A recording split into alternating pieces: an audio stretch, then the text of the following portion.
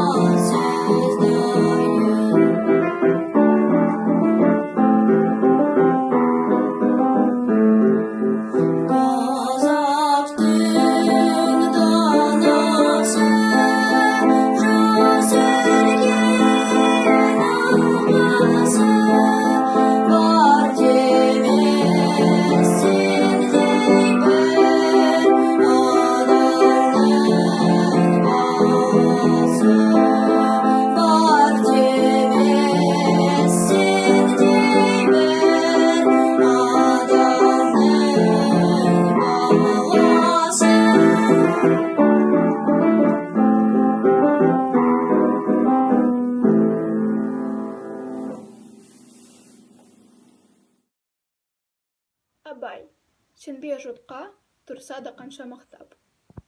Сенбе жұртқа тұрса да қанша мақтап, әуелі етеді ішіне құлақ сақтап. Өзіне сен, өзіңді алып шығар, еңбегін мен ақылын екі жақтап. Өзіңді сенгіштікпен әуре етпе, құмарпас боп мақтанды қуып кетпе. Жұртпен бірге өзіңді қоса алдасып, салпалдап сағым қуған бойна еппе. Қайғы келсе, қарсы тұр, қолай берме. Қызық келсе, қызықпа, оны қайырме. Жүрегіне сүңгіде, түбін көзде. Сонан тапқан шынысыл, тастай көрме. Абай атамыздың 6-шы қара сөзі. Қазақтың бір мақалы, өнер алды бірлік, ырыс алды тірлік дейді. Бірлік қандай елде болады, қайтсе тату болады білмейді. Қазақ ойлайды, бірлік ат ортақ, ас ортақ, киім ортақ, дәулет ортақ болса екен дейді. Олай болғанда байлықтан не пайда, кедейліктен не залал. Ағайын құрамай мал іздеп не керек? Жоқ, бірлік ақылға бірлік, малға бірлік емес. Малыңды беріп отырсаң, атасы басқа, күні басқа, діні басқаларға да жалданып бірлік қылады. Бірлік малға сатылса антұрғандықтың басы осы. Ағайын құрамай мал іздесе керек. Сонда әркім несібесін Құдайдан тілейді. Немесе тілемейді, шаруа да іздемейді. Әуелі бәрі бір-біріне пәле іздейді. Не түсін, не ойын, не ажарын бұлдап, бір пәле салып, әйтеуір бір-бірін алдаудың амалын іздеседі. Мұның қай жерінен бірлік шықты? Ырыс алды тірлік дейді. Ол осы жау кеудеден шықпағандық па? Жоқ, ондай тірлік итте де бар.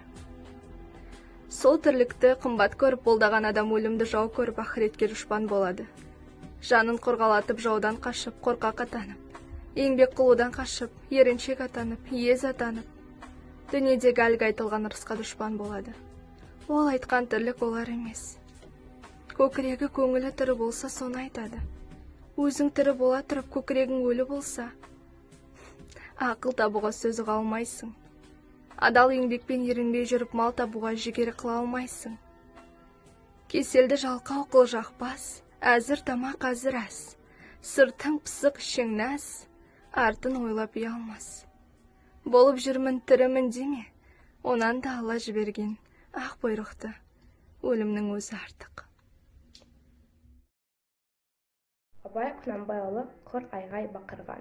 Құр айғай бақырған, құлаққа әнбе екен, өнерсіз жатылған, кісіге сәнбе екен, өңкей надан антұрған, қанша айтса жанба екен, бос жүріп құр қалған, өміріне кәнбе екен.